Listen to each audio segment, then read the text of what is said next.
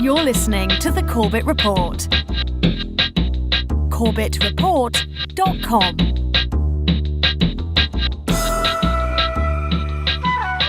Welcome back, ladies and gentlemen. Welcome back to the Corbett Report podcast. I'm your host, James Corbett of CorbettReport.com, coming to you, as always, from the sunny climes of Western Japan, here on the 17th day of April 2020. Welcome to episode 376 of the Corbett Report podcast, Lies, Damned Lies, and Coronavirus Statistics.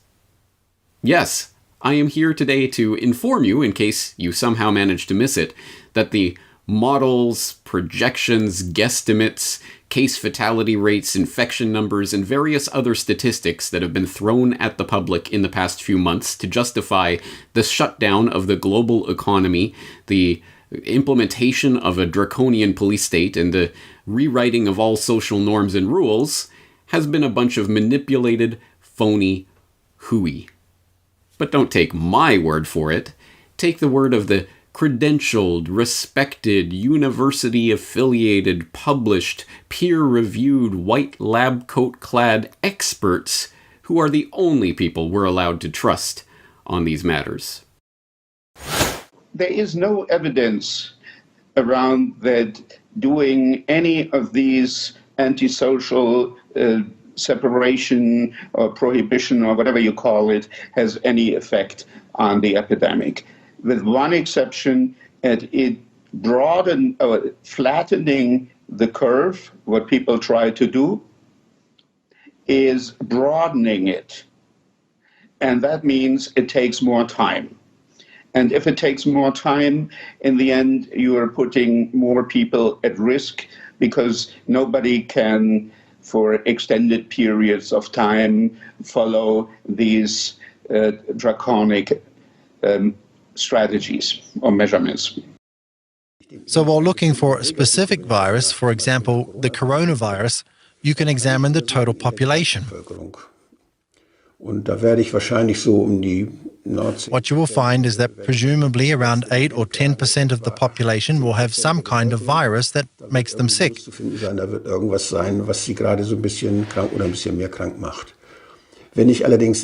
But if you examine medical practices, do your tests there to determine who is sick, then of course you would find a lot more positive cases. And if you examine hospitals and take samples there, then you would find even more corona-infected people. That is to say, depending on which proportions of the population you examine, whether it is the whole population, patients in the waiting room, patients in a clinic, or when you examine very ill patients in the intensive care unit that are about to die, you will expectedly find these 7 to 15% coronaviruses every time you do a test. However, if they die of the coronavirus or of another virus while just having also corona, that can't be determined for sure. So when you look at the death rates in Italy, you want to know where the tests have been taken, where and how have these few available tests been used. If they were used in a hospital on serious or terminally ill cases, then obviously the corona death rates rise.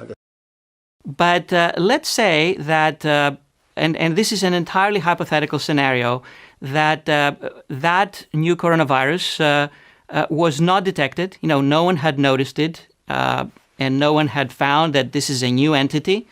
And eventually, it killed 10,000 people in the U.S. based on this presentation that you have respiratory distress syndrome, acute respiratory distress syndrome. Most likely, you would have counted that within the bin of influenza-like illness, which, as I said, is killing already 30 to 60,000 people. 10,000 more or less would be very difficult to pick. It would be well within the range of statistical noise. And probably no one would have noticed, or perhaps some experts would have said that this year influenza seems to have higher activity, and maybe give some advice to increase the vaccination rate. If it were 10,000 deaths, it's very likely that it would not have been noticed. People would not have paid attention, If there were some news story, as I say in my article, it would have attracted less attention than a game between two indifferent NBA teams. First, I want to say that in 30 years of public health medicine, I have never seen anything like this, anything anywhere near like this. And I'm not talking about the pandemic, because I've seen 30 of them, one every year. It's called influenza and other respiratory illness viruses that we don't always know what they are. But I've never seen this reaction. And I'm trying to understand why. And I have to say, I really feel for my colleagues that are in public health practice. It's easy for me to sit in the armchair of my office and look at this and observe it and be critical or have ideas. But I really feel for them for three reasons. One is that the data they're getting is incomplete to really make sense of the size of the threat. We're getting very crude numbers of cases and deaths, very little information about testing rates, contagious analysis, severity rates, who's being hospitalized, who is in intensive care, who is dying, what are the definitions to decide if someone died of the coronavirus or just died with the coronavirus. There's so much important data that is very hard to get to guide the decision about how serious the threat is this.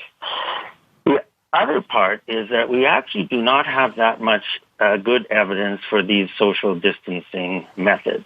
There was just a couple of reviews in the CDC Emerging Infectious Diseases Journal, which showed that although some of them might work, we don't really know to what degree, and the evidence is pretty weak. So the third problem is the pressure that is being put on our public health doctors and our public health leaders, and that pressure is coming from various places. The first place it came from was the Director General of the World Health Organization, when he said this is a grave threat and public health enemy number one. I've never heard Director General of the WHO use terms like that. Then at the announcement of the pandemic, he said he's doing it because of a grave, alarming, quick spread of the disease and an alarming amount of inaction around the world. That puts a huge pressure on public health doctors and leaders and advisors, and a huge pressure on governments. And then you get this, what seems like a cascade of decision-making that really puts pressure on countries and governments, provincial, states, to sort of keep up with this action that was, that Dr. Hoffman said that we're trying to avoid or should avoid, which is an overreaction. I don't know what's an appropriate reaction, but I do know that I'm having trouble figuring this out. Doctor, I want to read for our viewers what the CDC says in part about how to count COVID deaths relating to that last issue we just raised. In cases where a definite diagnosis of COVID cannot be made, but is suspected or likely, like the circumstances are compelling with a reasonable degree of certainty, it is acceptable to report COVID-19 on a death certificate as probable or presumed. So, doctor, what's the problem with that? Well, in short, it's ridiculous. I spent some time earlier today just going through the CDC's manual on how to complete death certificates and the parts that were specifically written for physicians. And in that manual, it talks of precision and specificity, and that's what we were trained with. The determination of the cause of death is a big deal. It has impact on estate planning. It has impact on future generations. And the idea that we're going to allow people to massage and sort of game the numbers is a real issue, because we're going to undermine the trust. And right now, as we see politicians doing things that aren't necessarily motivated on fact and science, the public's their trust in politicians is already wearing thin.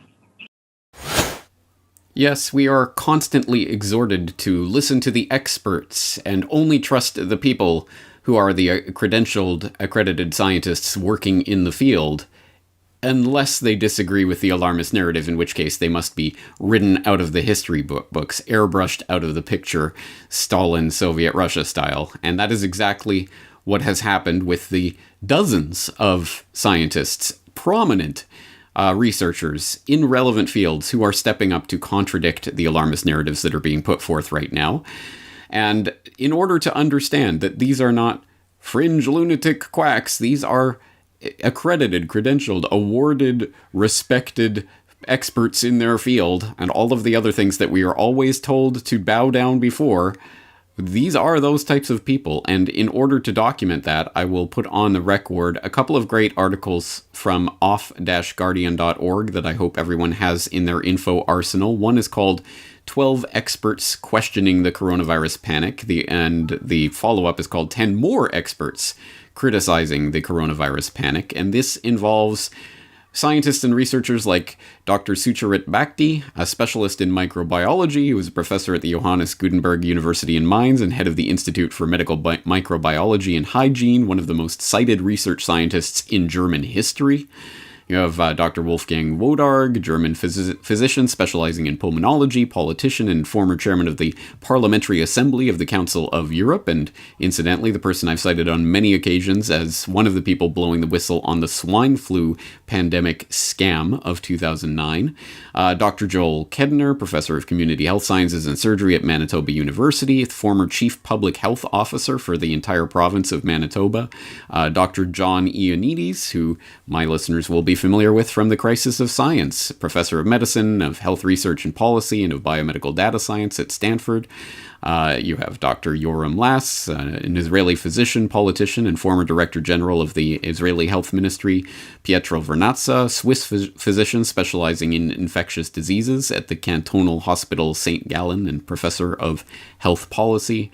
Frank Ulrich Montgomery, German radiologist, former president of the German Medical Association and deputy chairman of the World Medical Association. I could go on and on and on and on, as I'm sure you get the picture. There are dozens and dozens and dozens of very prominent people who are speaking out against the panic that is being fomented on the back of the dodgy numbers and questionable science that is this pandemic panic. And while we're throwing names and important perspectives into this mix, I will point people also to the excellent series of videos, Perspectives on the Pandemic, that is being produced by Journeyman Pictures right now, featuring Dr. John Ioannidis, Knut Witkowski, and most recently Dr. David L. Katz, talking about different ways that the mainstream science that has been pushed, at any rate, on the back of this panic is demonstrably wrong, and demonstrably dangerously wrong. This isn't just a academic question of, well, how many zeros should we add to the total estimate of number of deaths? No, this is about what we should do in the event of this spreading panic. What needs to be done, and what will these mitigation efforts, what kind of efforts can we do, and what will be the result of them? Entire decisions that the entire world economy at this point is based on are resting on these dodgy numbers. So in order to underline that point, let's turn to one of the most important papers in this regard during this entire crisis. It came out on the 16th of March 2020 under the title Impact of Non-Pharmaceutical Interventions to Reduce COVID-19 Mortality and Healthcare Demand. It was written by a team of researchers at the Imperial College COVID-19 response team led by Neil M. Ferguson, and it has in the summary, it starts with some blather about the H1N1 influenza pandemic of 1918 and goes on to talk about two fundamental strategies are possible into how to react to the COVID-19 crisis. A, mitigation, which focuses on slowing but not necessarily stopping epidemic spread, reducing peak healthcare demand while protecting those most at risk of severe disease from infection. And B, suppression, which aims to reverse epidemic growth, reducing case numbers to low levels and maintaining that situation indefinitely. Each policy has major challenges. We find that optimal mitigation policies, combining home isolation of suspect cases, home quarantine of those living in the same household as suspect cases, and social distancing of the elderly and others at most risk of severe disease, might reduce peak healthcare demand by 2/3 and deaths by half. However, the resulting mitigated epidemic would still likely result in hundreds of thousands of deaths and health systems, most notably intensive care units, being overwhelmed many times over.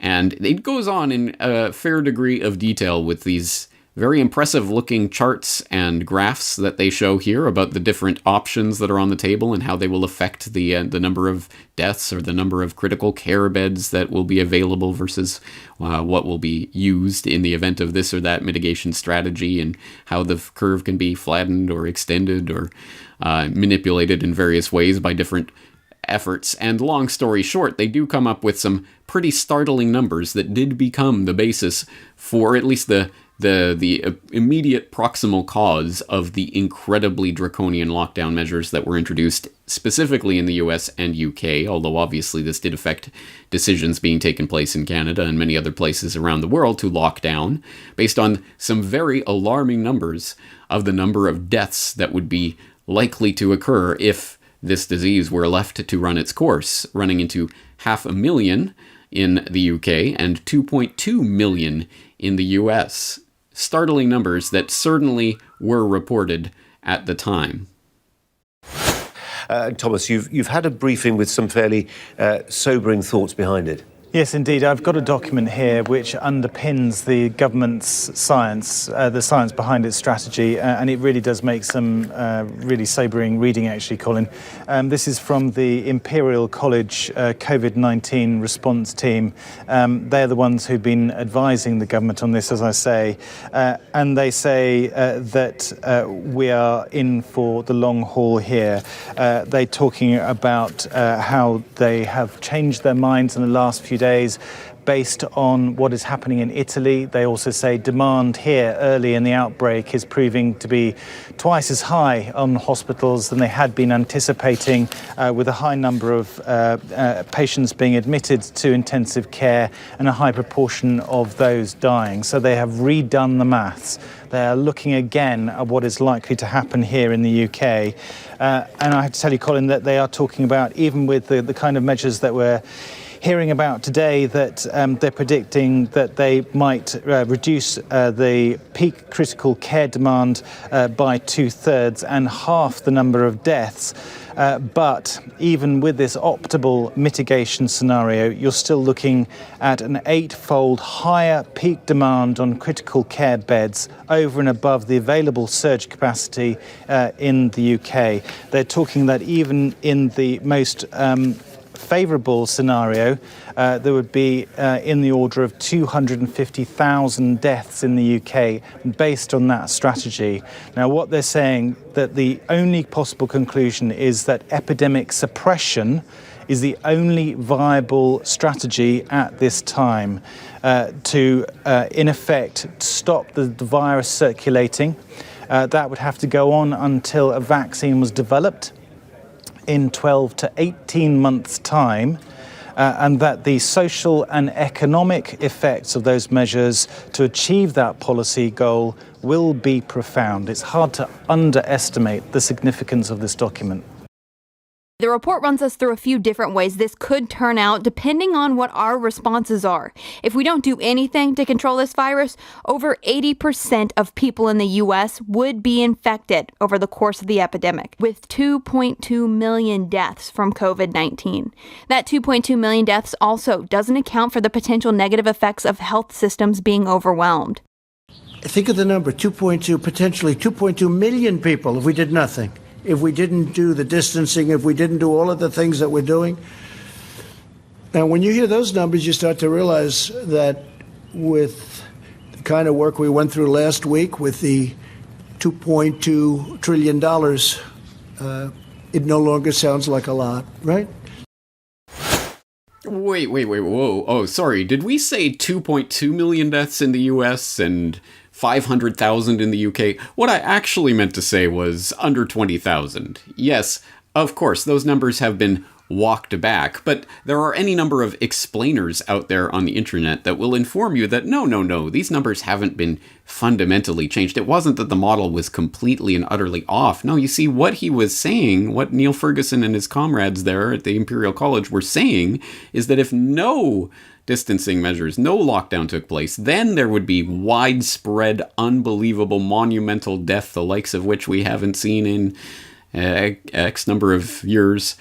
But since that took place, that's why it will be under. The problem with that theory is that in the paper itself, they very explicitly and clearly highlight the 2.2 million deaths, the 500,000 deaths figures. But any sort of, well, if we took these measures, it would be under 20,000 is very much, you have to scry the tea leaves to figure it out. But don't worry, Neil Ferguson, of course, knew that weasel was embedded in the report itself, which is why he came out on Twitter to clarify. He said, "I think it would be helpful if I cleared up some confusion that has emerged in recent days. Some have interpreted my evidence to a UK parliamentary committee," where he said deaths could be kept under 20,000 now from 500,000 a month ago, as indicating we have substantially revised our assessments of the potential mortality impact of COVID-19. This is not the case. Indeed, if anything, our latest estimates suggest that the virus is slightly more transmissible than we previously thought. Our lethality estimates remain unchanged. My evidence to Parliament referred to the deaths we assess might occur in the UK in the presence of the very intensive social distancing and other public health interventions now in place. Without those controls, our assessment remains that the UK would see the scale of deaths reported in our study, namely up to approximately 500,000. Interpretation, well, we said 500,000 deaths in the UK because there was nothing in place at the time. That was put in place. Now it will be under 20,000. So what exactly are we testing this against? What is the reality against which this is being tested? Which is to say, like all models, none. It is garbage in, garbage out. And because, don't worry, it's actually better than we thought, because our alarmist numbers scared governments into enacting policies that now are exactly what we wanted, and now there will be less deaths. So don't you guys worry too much about it. And I find it particularly instructive. There was an interesting exchange on that Twitter thread underneath Ferguson's comments where Shyam Iyengar writes, "Thanks. The 500K figure had spooked quite a lot, though I do think the paper clearly specified the rationale behind the thinking, lack of controls. Hope we do not reach the 20K figure, though. Prayers and best wishes to all." To which Mike Bennett responds, "We sort of needed spooking," which is a particularly interesting comment in the light of this, because it certainly does raise the possibility. Lead with headline numbers about millions dying on the streets and bodies piling up, and get people's attention in order to get the policies that you want in place, and then later to say, well, you put those policies in place, so it has saved you. The magic of the lockdown has saved you from these bodies piling up. It's almost like that's a strategy that could be employed, i.e. you could release alarming statistics and models in order to scare people. But who is suggesting that that is what's really taking place here? I'm Bonnie Allen in Regina, and here in Saskatchewan, 3 people have died from the virus so far. And at the moment, fortunately, just 1 person is in intensive care. The province is still calculating what to expect, so for now, all we can go on is an internal report from 2 weeks ago. It predicted a worst-case scenario of hundreds of people in the ICU at one time, and as many as 15,000 people in Saskatchewan dying. But that prediction was made before most restrictions came into effect. Kelly, what do you think the strategy was behind releasing these projections? Well, I think there were 2 objectives. I think the first was, frankly, to scare people. What? Politicians cynically latching on to hyped up scientific models in order to scare the public into accepting things that they otherwise wouldn't? Surely not. Yes, surely so. It does happen, and it's going to continue to happen as long as people continue to fall for the same lies over and over. Don't worry, the magicians at these institutes, these scientists floating on clouds who would never have any sort of political motive for anything, and certainly haven't received $79 million of funding from the Bill and Melinda Gates Foundation this year alone, as Imperial College has, would never have any reason for skewing any of their results or making anything seem hyperbolic or alarmist in order to scare people into accepting various policies. No, never. Except for all the times where we have seen that demonstrably happening in the past. And this is not a trivial matter. Of course, we see similar things taking place in the US, where previously we have heard estimates of up to 200,000 Americans dying from people like Anthony Fauci. That's much lower than the 2.2 million that we were being told just a month ago, but it has been revised downwards from 2.2 million to 200,000, 100,000, 81,000. Now, of course, that has been revised downwards again. Now the Institute for Health Metrics and Evaluation at the University of Washington is now estimating a peak of 60,000 deaths by COVID-19 by August of this year.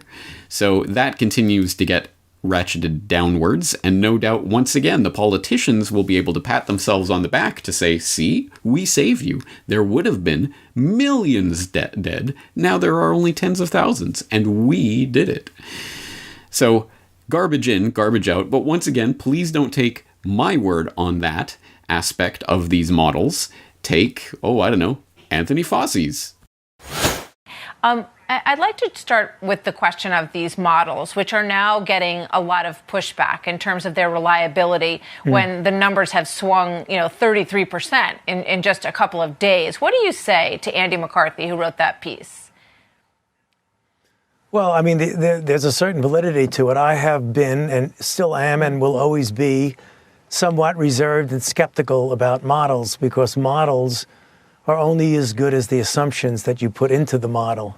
And those assumptions that start off when you don't have very much data at all, or the data that you have is uncertain, that you put these assumptions in and you get these wide ranges of calculations of what might happen, 100,000 to 240,000 deaths. But then as you start to accumulate data that's real data, are likely being influenced heavily by the mitigation programs that you put in, the physical separations, that when real data comes in, then data, in my mind, always trumps any model. And you have to modify the model and the assumptions as you get data in. So I have no problem with people who are critical of modeling, because modeling is inherently an imperfect science. So I don't really have any quibbling with that. And you just got to make sure as you collect real data, you rely more on the data than you do on a model. Yes, the models aren't worth the paper they are not written on, with the data that is not provided to the public about them, something that viewers of the Corbett Report will know all too well in the context of things like the vigorous and very detailed model of the WTC-7 destruction that NIST provided to the public. See, it was just a natural collapse due to fire, and you can see from this computer model. Look at this animation on this screen. Don't worry, there is a model behind it, but we cannot release it to you because it would jeopardize public safety. So you can look at this animation and clearly see that this accurately represents exactly what happened on 9/11/2001. And just as in that case, now we have these death estimate models. Millions will die unless you do what we want, and then you do what we want. There, you see, we saved you. We saved you from the millions that were going to die in these models that we now admit are flawed. One understands how that game works, but again, for a slightly more detail on this, and from someone who knows a thing or two what he is talking about, let's go to Del Bigtree's recent conversation with Knut Witkowski, Dr. Knut Witkowski, who has talked at length about these models and the fact that they are indeed garbage in, garbage out, which is to say, worthless. At what point did you break away from believing in the imperial model? How early on did you start suspecting it was wrong? From the very beginning, I never believed in it. Why? Well, because it didn't make any sense. And the problem is some people put out models that have no relation to reality, and then you can prove everything, including the opposite. We should use models that are actually grounded in reality. And if we do that, we get realistic estimates. They can be 10% high or even 20%, but they will not be off by several orders of magnitude. When you say proper models or using real numbers, I think around the world we assumed that's what was being used. What were these models built on? I have no clue, because I couldn't see any information that would allow me to evaluate what type of model was used, other than it started with M and ended with Odell. No qualified or very few qualified epidemiologists were ever being consulted. It was all virologists and MDs, and they are not really trained in understanding the complex nonlinear systems that drive epidemics and that you have to incorporate in your thinking to make sense of the data. Yes, the only thing verifiable about these overinflated, hyped, scaremongering models is that they start with M and end with AUDL. But I think we understand how this scam really works, and I think we should know by now, because it's the same scam, fundamentally, that's been perpetrated on the public for thousands of years at this point. And whereas in the days of old, it was the priestly class trying to convince the masses that next week the snake god is going to swallow the sun, and if I don't do the special magic ritual, then the snake god will swallow the sun forever, and we're all gonna die. And lo and behold, the next week, the solar eclipse arrives at the predicted time, and the special magic ritual goes on, and the snake god lets go of the sun, and it's because of me, and thus you must worship me. I am your king. This is how the scam has always worked, and in the modern context, you have the modern priestly class saying, if you don't do exactly what we say and shut down the entire global economy, lock people in their homes, and stop all productive human activity, then millions are going to die. And when millions don't die, you see, it's because of us. Of course, this is inherently unfalsifiable and therefore unscientific, but this is the way the scam works, and it has that scientific gloss. Does it not? So it certainly sounds good until actual scientists come in and say this is based on nothing. Garbage in, garbage out, which, even as I point out, even Anthony Fauci comes along and says, well, yes, I agree. These models are only as good as the data we have to go into it, and we didn't have much data to go into it. So they admit the scam, but only after they have already gotten what they wanted out of it. And if only these manipulated projections and models were the only fudged numbers that we were dealing with right now, but unfortunately, as I'm sure you are aware, that is not the case. And perhaps the number that is most front and center in all coverage of the COVID-19 crisis is the death count. People are dying left and right. The bodies are piling up. Look at the numbers every day. What is the new death count today? The death count has topped the X number of thousands. Oh my God. The bodies. And this is, of course, what people are concentrating on. And obviously so. You obviously, as Fauci and everyone else admits, you can argue about models and projections and things like that. But you can't argue about dead bodies, can you? They exist. They are countable. There is a body count. So clearly, we have some sort of proof of this, do we not? How can you fudge this? How can it be possible that you fudge this?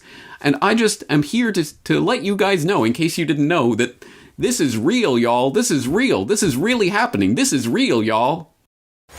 Y'all, this is for real, y'all. This is for real. This is for real. This is Brooklyn, y'all. Family, y'all take it serious. Y'all take this thing real serious, y'all. This is for real. This is for real, y'all. This is for real. This is real. This is right here in Brooklyn. This is right at Brooklyn Hospital. Y'all, this is for real. They putting the bodies in 18-wheeler, y'all. Please stay inside. This is for real. This is no joke, y'all. This is for real. I don't know. You know me, I'm the skeptical sort, so I wasn't convinced the first 47 times that we were assured that this was real, but the 48th is what did it for me. No, look, okay, please understand what I'm saying here. I am not making fun of people who are clearly in mental distress, because I see them as the unfortunate victims of an incredible propaganda campaign that has been waged against the public to convince them of the imminent death that we all face from this killer disease. The bodies are piling up, and that is not even some sort of exaggeration. That is literally the way that this is being reported in the literally tabloid media that is the lowest rung of the propaganda ladder that unfortunately has the widest audience, and people are responding to that. They are responding when the New York Post puts their Isle of Tears, Heart Island mass grave for COVID victims in big font with the pictures of the coffins literally piling up on their front page. And when they follow it up with story after story after story about these mass graves that are happening because so many bodies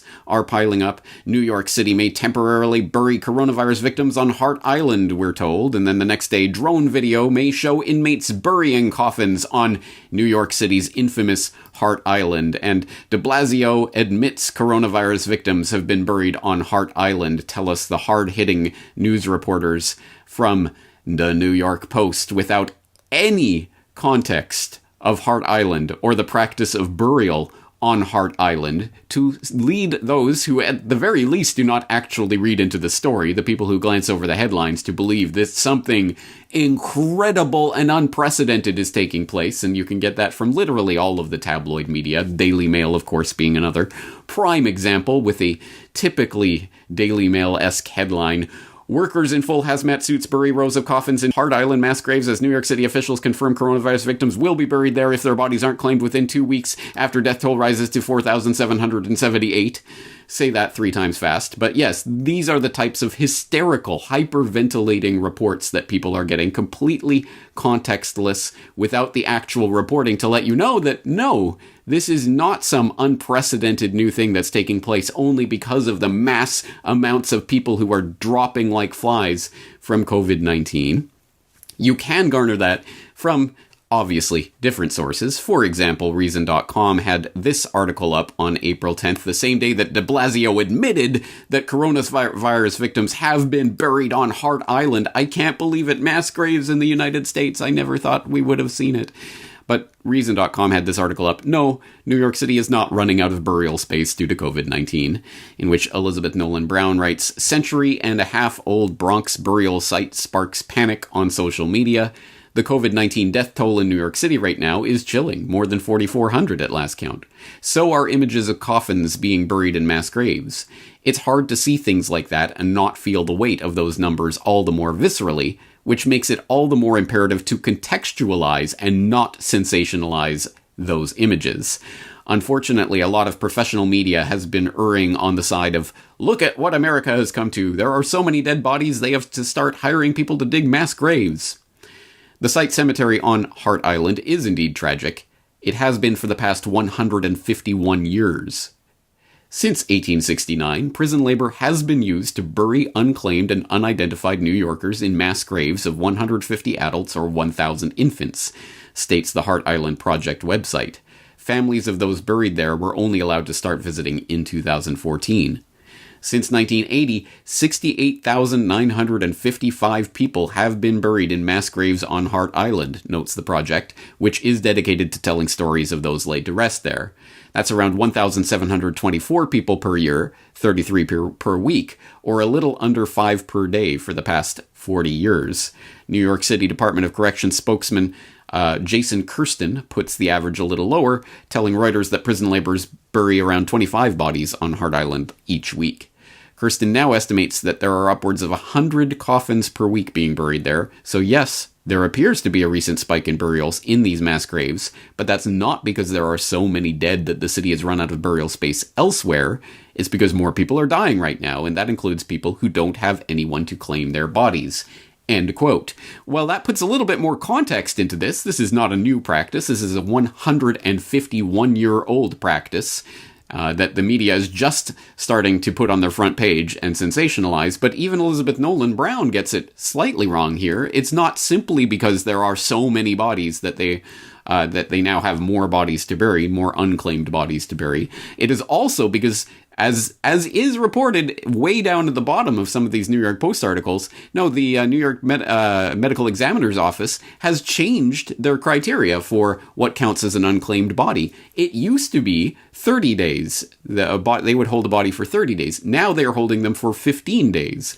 So there is less of a window for bodies to be claimed, which undoubtedly contributes some to the increase in bodies. That's not to say that people are not dying, that there is no death, but it is to say that even that statistic of how many bodies are being buried on Hart Island is itself a product of a chain of decisions that have been made as this crisis is ongoing. Things are changing, and the stats, the way that these numbers are being manipulated actually changes the outcome of how many bodies get sent to Hart Island, amongst other things. And it's important to understand, as something that many of the dissenting scientific voices are pointing out right now, so many of the different statistics and measurements and ways that we could theoretically get a handle on what actually is happening through numbers are not reliable, because the criteria are being changed in the middle of this crisis. So that we can't compare apples to apples with any of these numbers on so many different levels, one great example of which is the simplest of all the questions. There is a body count. This is not some theoretical pie-in-the-sky thing. People have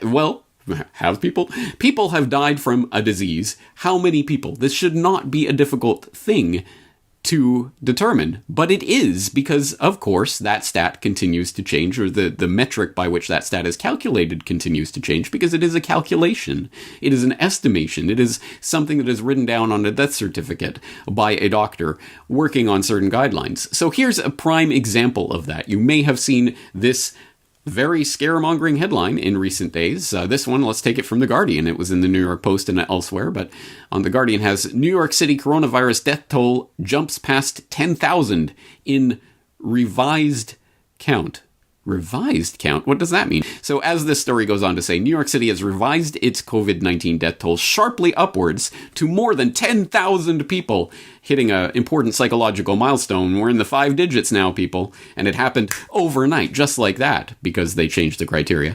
With the city now firmly established as being at the heart of the global coronavirus crisis, and it jumped into that top position because of this change. The soaring death toll has been fueled by the adding of 3,778 people who were not tested for COVID-19, but are presumed to have died from it.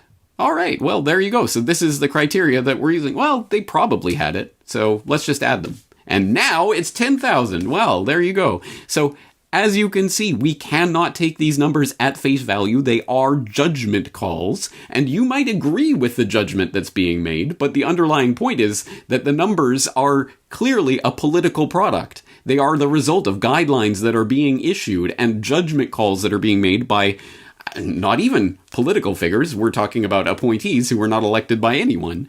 And in this case, quite specifically, of course, in the U.S. context, we're talking about the CDC, and that's the example we can turn to. We already heard earlier in this program about Dr. Scott Jensen talking about the ways that the CDC has changed their death coding guidelines for COVID-19, and how he, as a practicing doctor, finds that absolutely incredible. And he talks about that, so I will throw you back to that interview. I suggest you check it out in its entirety for more of that context. But let's look at that in some more detail. Let's take it from the CDC itself, which on March 24th, 2020, issued COVID-19 Alert Number 2, new ICD code introduced for COVID-19 deaths, introducing U07.1 as a new ICD code, basically a code for death certificates, to code for a COVID-19 death. And if you read through this document, it says, will COVID-19 be the underlying cause? And it says the underlying cause depends upon what and where conditions are reported on the death certificate. However, the rules for coding and selection of the underlying cause of death are expected to result in COVID-19 being the underlying cause more often than not. So they admit they are changing the guidelines specifically to make COVID-19 more likely to be classified as the underlying cause of death. And in a later section, it says, what happens if the terms reported on the death certificate indicate uncertainty? Well, yeah, that's a good question. What if we don't know exactly what the cause of death was? It says, if the death certificate reports terms such as probable COVID-19 or likely COVID-19, these terms would be assigned the new ICD code. Please bear in mind what that is saying. If it is probable or likely COVID-19 related, then it was cause of death, COVID-19. That's how you code it. And it is saying it is not likely that NCHS will follow up on these cases. They are letting the doctors know, don't worry, we're not going to check into it. We're not even gonna examine it ultimately. You just code for it. It's a COVID-19 death. Just add it to the death number, please.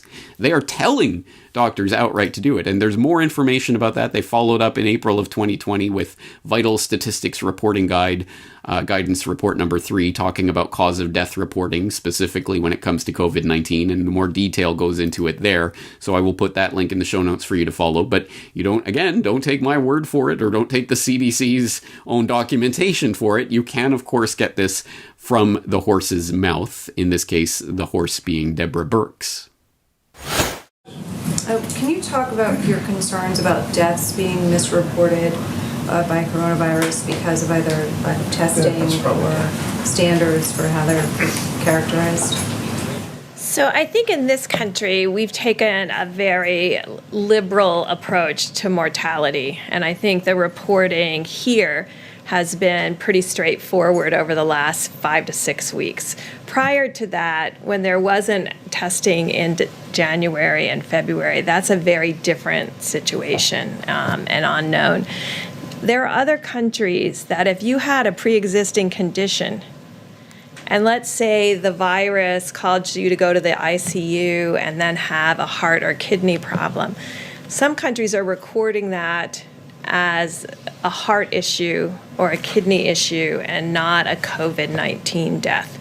Right now, we're still recording it, and the great thing about having forms that come in and a form that has the ability to mark it as COVID-19 infection, the intent is right now that if someone dies with COVID-19, we are counting that as a COVID-19 death. Let's underline this point for the heart of thinking. That number that's being flashed on your TV screens and on the front pages of newspapers and on websites every single day that is being flashed in front of you, the number of deaths, the number of bodies that's being piled up, is a padded number. It is being generously added to by a generous classification that anyone dying with COVID-19 is dying of COVID-19, not a trivial distinction, and not some fancy flight of conspiracy theorizing. It is being admitted to by the officials in charge of doing this themselves. And just in case there was any doubt, this is not simply an American phenomenon. This is happening all around the globe. You might recall that just last month, I was answering the question, what's up with the Italian mortality rate on Questions for Corbett, where we looked at the incredible numbers coming out of Italy, and I mean incredible in the most literal sense, because they are not credible. And I went through that in some detail in that edition of the Questions for Corbett podcast. I hope you will go back and watch or rewatch that one. I think there was a lot of good information in it, but that type of information is being compiled by some of the people who are diligently deconstructing the dissembling discourse of the doomsday disease peddlers, like off-guardian.org, which, as I say, is doing incredible work on this issue. And one example of that is an article they posted up a couple of weeks ago on COVID-19 death figures, a substantial overestimate, where they note some of the different tactics, essentially the same tactic that's being deployed by multiple health ministries in multiple governments around the world right now. For example, again, as we noted in that Questions for Corbett that I just mentioned, Professor Walter Ricciardi, advisor to Italy's health minister, explained this, the Italian incredible number of deaths being reported, was caused by the generous way the Italian government handles death certificates. The way in which we code deaths in our country is very generous in the sense that all people who die in hospitals with the coronavirus are deemed to be dying of the coronavirus. They go on to talk about Germany. On March 20th, the president of Germany's Robert Koch Institute confirmed that Germany counts any deceased person who was infected with coronavirus as a COVID-19 death, whether or not it actually caused death. Ireland, Northern Ireland's HSC Public Health Agency is releasing weekly surveillance bulletins on the pandemic. In those reports, they define a COVID death as individuals who have died within 28 days of first positive result, whether or not COVID-19 was the cause of death. They're openly admitting it. And one of the craziest actually comes out of England, where this article notes, NHS England's Office of National Statistics releases weekly reports on nationwide mortality. Its latest report, at the time of this article, week 12, March 14th to 20th, was released on March 31st and made special mention of COVID-19, explaining they were going to change the way they report the numbers in future. The ONS system is predicated on the registration of deaths, meaning they count not the number of people who die every week, but the number of deaths registered per week. This, naturally, leads to slight delays in the recording of numbers, as the registration process can take a few days. However, with coronavirus deaths, since it's a national emergency, they are now including provisional figures, which will be included in the dataset in subsequent weeks. This leaves them wide open to, either accidentally or deliberately, reporting the same deaths twice, once provisionally and then once officially a week later. Just lunacy on top of lunacy piling up, as always, in the name of this crisis. It's a national emergency. We have to change the game as it's being played in the middle of the game so that we can change the score on the scoreboard. And that score, of course, is the number of dead bodies. It is a morbid and disgusting practice that is being played right now. It is unfortunately a sport that is being played by these health ministries to see what kind of tally they can get on their scoreboard. It is a macabre game, to be sure, and it is taking place to scare the public, to alarm the public. And also, of course, there is the monetary incentives that come along with this, as Dr. Scott Jensen points out in that interview I referred to earlier. The medical system, actually, the doctors benefit from having patients dying of COVID-19 and being put on ventilators. They literally profit from it. But, of course, we're not supposed to look at the dollar incentive of these saintly priests in the white lab coats. Now, it gets even crazier when you really start to think about it, because you would think that in the event of some sort of pandemic, the most basic number, the most simplest number that you could possibly come up with is the case fatality rate for the disease, because that seems like it's a pretty, again, straightforward thing to note. This, as its name implies, of course, is a ratio that compares the deaths from a certain disease to the total number of people diagnosed with the disease. So we've already seen that the numerator on that ratio, the deaths from a certain disease, can and is manipulated. Well, the denominator, surely at least we have that, right? The number of people diagnosed with the disease. I mean, that's just, again, this is just binary. Either they have it or they don't. They were diagnosed or they weren't. This is pretty straightforward. How can you even fudge a number like that? Well, just ask someone like Wolfgang Wodarg, who we did hear from at the beginning of this episode. And again, the links to all of this are in the show notes, so please do make use of that resource. But let's take this from a different source, this time Kevin Ryan over at his blog on digwithin.net, where he had a recent post called, "Has COVID-19 testing made the problem worse?" And that article starts by noting concerns about the virus SARS-CoV-2 that causes the disease called COVID-19 have centered around reported mortality rates. However, errors in reporting those rates have led to confusion regarding the true health impacts. Because estimated rates are dependent on the test used to identify infected patients, understanding that test and its history could lead to much-needed clarity. Errors in reported mortality rates have come from mistakes in calculation. An example has been equating the measured case fatality rate, deaths divided by patients actively infected, with the actual mortality rate, deaths divided by patients who were ever infected. The latter number is unknown and will not be known until antibody titers can be performed to see who has previously been infected. But that actual mortality rate is expected to be much lower, perhaps around 0.3%, as estimated by an epidemiologist from Stanford University, in that case referring to Dr. John Ioannidis. Another common error has been attributing the deaths of all infected people to COVID-19, regardless of other pre-existing illnesses. This error has been magnified by governments mandating that all deaths of presumptive patients be listed as deaths from COVID-19, even if the patient was never tested for SARS-CoV-2 at all. the mortality rate errors would be further worsened if there were errors in testing for the presence of the virus. What is becoming increasingly clear is that there have been serious questions regarding the reliability of that testing. The test in question uses a technique called reverse transcriptase quantitative polymerase chain reaction, RT-qPCR, to identify the presence of RNA from SARS-CoV-2.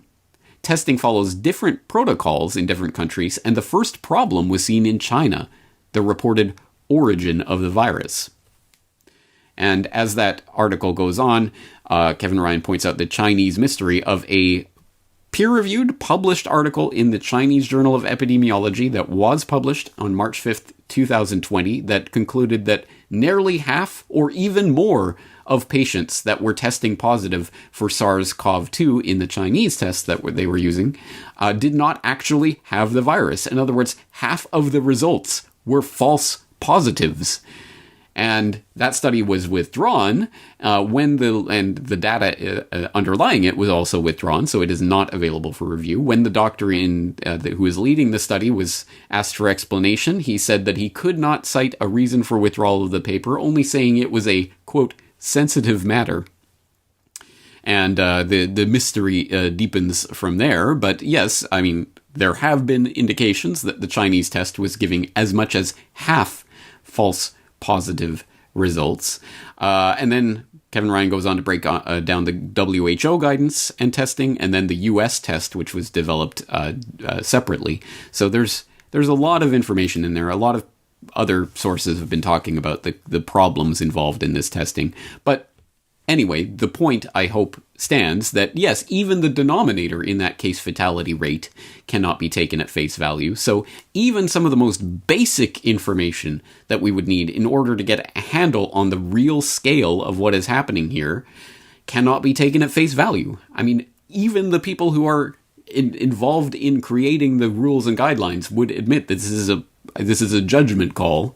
And even if you believed they were doing it all for the best purposes, they can still get it wrong, and it still changes the game in the middle of the game, so that we cannot compare apples to apples, and we can see gigantic spikes in infections or in number of dead on any given day because of changes that take place in the way that these things are being calculated.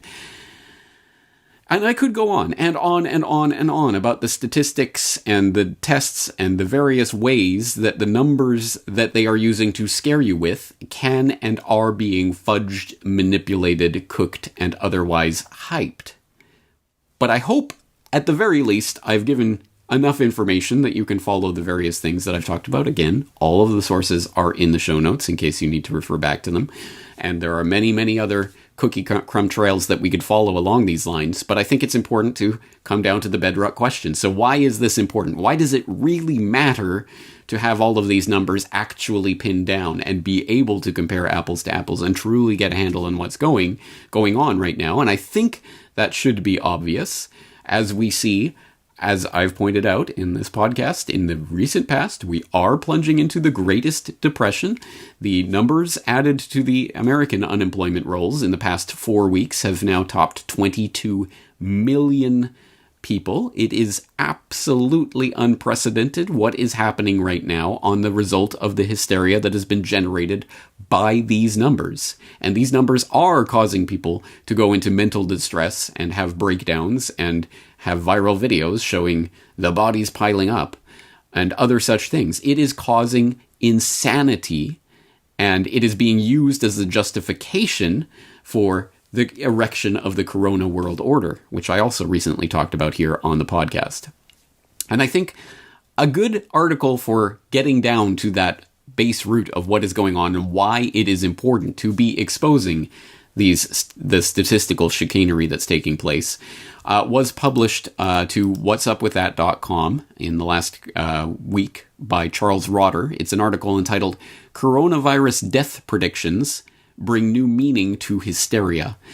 And in that article, Rotter goes on to write, fact is, the epidemic worldwide, far from growing exponentially, is slowing, and that was to be expected per what's called Farr's law, which dictates that all epidemics tend to rise and fall in a roughly symmetrical pattern or bell-shaped curve. AIDS, SARS, Ebola, Zika all follow that pattern. So does seasonal flu each year. COVID-19 peaks have already been reported in China, South Korea, and Singapore, but as this entire podcast goes on to say, essentially, well, can we trust any of those numbers? But anyway, importantly, Farr's law has nothing to do with human interventions, such as social distancing to flatten the curve, and indeed predates public health organizations. It occurs because communicable diseases nab the low-hanging fruit first, in this case the elderly with comorbid conditions, but then find subsequent fruit harder and harder to reach. Until more or less now, COVID-19 has been finding that fresh fruit in new countries, but it's close to running out. So while many people assume that China contained its epidemic with draconian regulations, we actually have no evidence of that. Even the New York Times admitted South Korea recovered far more quickly with measures nowhere on the scale of China, although of course the Times still attributes that to human intervention, which assigns no role to Mother Nature. When the coronavirus epidemic ends and the public health zealots inevitably slap themselves on the back for having prevented their own ridiculous scenarios, don't buy it. This isn't to say that through thorough hand washing several times a day and not sneezing and coughing in others' faces won't help. It will. But without the authoritarian and economically devastating measures the US and other countries are taking that are wrecking the world economy, there will be no apocalypse now or in the future. The streets are empty not because of direct effects of the disease, but from fear and from government dictates, as in a cognate of dictatorship. End quote. And that's what it comes down to. We are living through a period of dictatorship. Openly so, where governors who are being questioned as to where they derive the right to shut down businesses or to say this is an essential service, this is not an essential service. Where did you derive that authority? How did that land in your lap? They're saying, well, we're doing it now, and you can ask me later because it's an emergency. It is a dictatorship that is happening right now. Any pretense of any sort of Bill of Rights in the U.S. context or constitutions or any other sort of legal documents in whatever country you happen to live in are being exposed for what they are right now, which is pieces of paper that just have some words written on them, but certainly the people who presume to rule over you do not have to follow them. And I think the underlying point that someone like Rotter is making there is that these numbers are important because this essentially is a narrative that is being given to the public right now on the back of these numbers. Look at this death toll. It keeps going up. Look at these infection numbers. It keeps going up and up and up. And look, we can, if we don't flatten the curve, we're all going to die. And because of this statistical chicanery and these projections and models and all of the other tricks and tactics that I'm exposing here and many, many more that we don't have time to go into, they are creating the narrative that they want. So what we're going to need to do is to lock everybody in their homes, and you will not get out until you have a vaccine or can be proven to have some sort of immunity, and you will be followed and tracked and surveilled for the rest of your life, and we will have to come in and make sure that you have the social credit score with the QR codes and the UBI and everything else that goes along with the Corona World Order in order to save you from the snake god. I mean, from COVID-19. That is the narrative. And unfortunately, what this demonstrates, what the lunacy of the last few months has demonstrated, is that control of that narrative, the ability to create a narrative like that, is the underlying fundamental control of society. Because as I pointed out in Questions for Corbett that was recorded just 24 hours ago, yes, the lockdown is happening in your mind. The lockdown happens because there is mass compliance with it, because people believe these numbers unquestioningly, these numbers that are clearly and admittedly being fudged and manipulated and finessed and generously coded and all of the other words that they use to describe the cooking of the books that's going on right now, because people believe in that narrative that is being forced on us on the back of those manipulated numbers. They will self-quarantine and self-isolate and do all of the things, do anything that the government says. Oh, I needed an immunity passport now? Okay. we need to get special QR code apps and that'll trace us and give us green or red scores. Oh, okay, all right. Well, I guess that's going to happen now. Oh, mandatory vaccinations? Well, look how many people are dying. I guess we have to do this. So you understand, I think, why it is so important. This is not an academic exercise to question the numbers that are being put forward here. And look, I am not coming down and saying this is definitely this and this is definitely that and this is the real number and this is the fake number. No, I'm saying there is so much confusion being sown right now that of course we do not have a handle on all of these numbers and what they really mean, but that is the point. And the point, again, is that if they can create a narrative, then that is a switch that has been put in place, and they will flip that switch whenever they need to in order to enact whatever political policies that they want, as long as we go along with the narrative, as long as we've demonstrated that we will respond when they flip that switch. They will flip that switch again. Do you think they will not? And it very well could precipitate in a situation where, oh, you crazy conspiracy theorists, you want this lockdown to end? Okay. Lockdown over, everybody out. Okay, everybody enjoyed the sunshine for a month or two, and then, second wave, you crazy conspiracy theorists. See, it's spreading again. Look at the numbers. Look at the numbers. They're going up again. Look at these mass graves that have been there for 151 years. Look, see what you did, you crazy conspiracy. So if they can control that narrative, then they can control what happens as a result of this. They can create a new second wave, again, out of whole cloth if need be. There are many scenarios that I think we can all imagine playing out as a result of this, but it all comes back down to controlling the narrative by controlling the statistical narrative. I mean, the numbers don't lie is the old adage, isn't it? When, in fact, as we know, there are lies, damned lies, and statistics. So, the underlying point of today's podcast, in case you did not get it, is that no, you should not trust these numbers that are being thrown around at face value. Know that even such a number as the death count, which you would think is a simple question of adding up the number of bodies piled in a room or something, is not that simple. It is a political calculation. It is a judgment that is being made right now, and it can be manipulated to pad those numbers. Please keep this in mind, and please share these facts with other people who are literally melting down and losing their minds over the hysteria that is being generated right now on the back of these lies.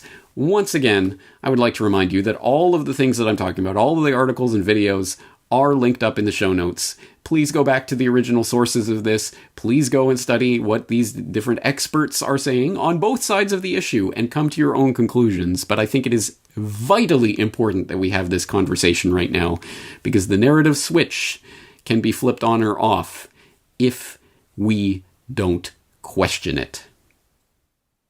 That's going to do it for this week. I am James Corbett of CorbettReport.com, thanking you for joining me for another edition of the Corbett Report podcast. I'll be back with more information on CorbettReport.com on a daily basis. I hope you'll be there to join me. The Corbett Report is brought to you by the Corbett Report subscriber, a weekly newsletter featuring James Corbett's International Forecaster editorial, recommended reading and viewing, discounts on Corbett Report DVDs, and once a month, a subscriber-only video. Sign up today to start receiving your copy at CorbettReport.com/support.